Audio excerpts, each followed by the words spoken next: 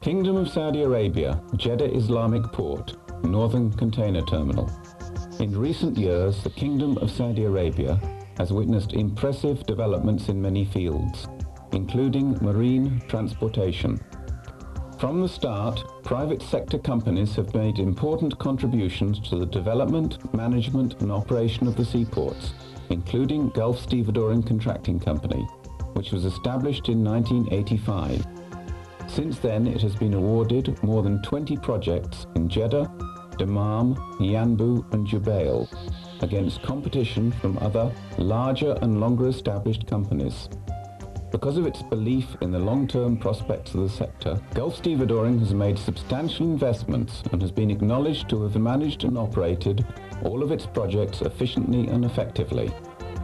Gulf Stevedoring's flagship project is the Northern Container Terminal in Jeddah Islamic Seaport, and we are proud to present a brief outline of its operation and development. Jeddah Islamic Port is the leading commercial port in Saudi Arabia, handling over 60% of the imports to and exports from the kingdom. In 1998, as part of the Saudi Ports Privatization Program, a 20-year income-sharing tender was opened for the development of the second terminal, which would comprise 4 berths with an overall length of 1,000 meters, together with a yard area of over 800,000 square meters. The tender was won by Gulf Stevedoring Company. Gulf Stevedoring took the decision to invest more than $200 million in the development of the terminal. The first vessel was handled by the terminal on the 18th of August 2000. Since then, throughput has increased progressively. During the last quarter of 2000, the total throughput was 12,500 TEUs.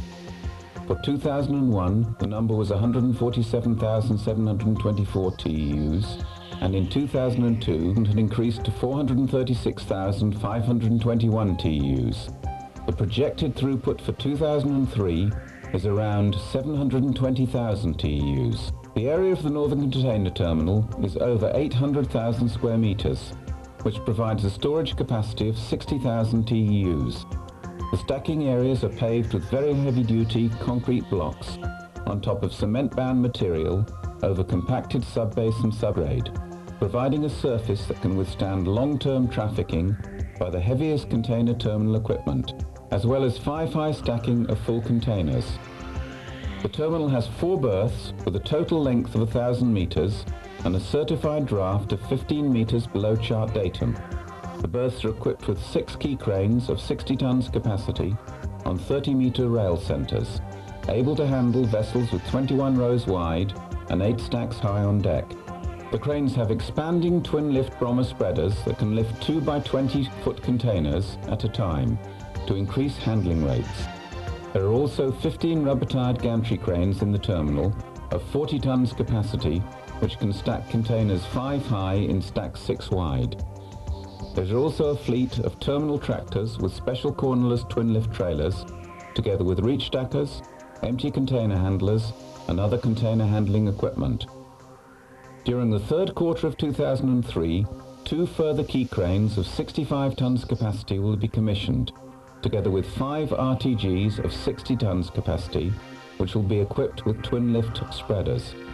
Gulf Stevedoring believes that the most important element in any enterprise is the people who work for it. Further to this, the company continuously updates training of personnel to incorporate advances in technology and operational methodology. The value of this emphasis on selection and training of personnel has been substantiated by the high level of performance of the terminal and continuous improvement in this area. Data transmission within the terminal is by single-mode fiber optic cables run in dedicated ducts that are isolated from other ducts to protect the cables from damage and rodent attack. The system uses a star topology with backup cables and the facility to use modems in case of cable failure. This provides a very reliable system with multiple redundancy to protect the integrity of the system. Container tracking and terminal planning is carried out using the latest version of the world-renowned Navis software, which runs on high-specification servers, offering many levels of fallback to ensure data and system integrity. Additionally, all system computers are operated through UPS units and have emergency generators for use in case of power failure. The system receives information on manifests, stowage and other data from customers using electronic data interchange, which is then used to update the Navis system and enable the yard and vessel plans to be produced. All mobile equipment has TechLogic's vehicle-mounted terminals installed, which allow the movement of units to be directed and the pickup and placement of containers to be controlled and monitored in real time. This ensures the most economic and efficient use of equipment and allows the status of the terminal to be continuously updated in real time. Operations are the terminal's first point of contact with the customer, and as such they focus their efforts on providing a smooth, fast and efficient service, endeavouring to reduce the times that vessels have to stay in port and ensuring that loading and unloading is carried out as quickly as possible. Effective utilisation of the key cranes has a very positive effect on the efficiency of the operation, and to improve this, twin lift spreaders which can lift 2 fully loaded containers are used wherever possible, together with multiple lifting of empty containers to reduce vessel handling times. All container movements are planned by the control office using Navis and executed using radio data transmission connected with the Navis system.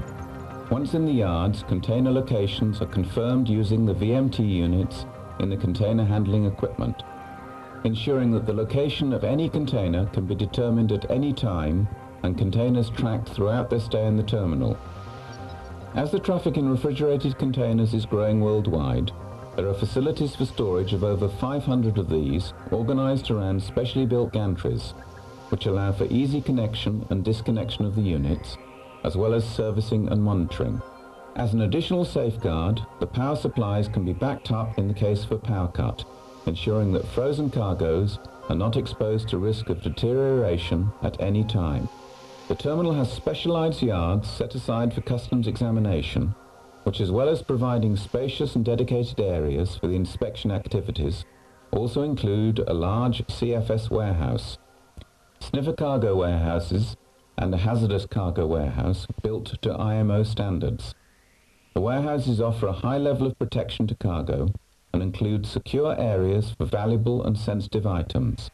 Covered platforms have also been provided in the yards for reefer containers to facilitate and speed up the transfer of frozen goods to trucks and to protect them from deterioration while customs examination and quality control sampling takes place.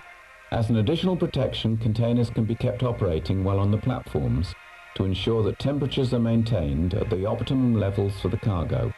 In order to save time and effort and improve performance, the customs examination offices have been built to accommodate all parties concerned with container clearance and delivery, allowing all procedures to be completed in one place.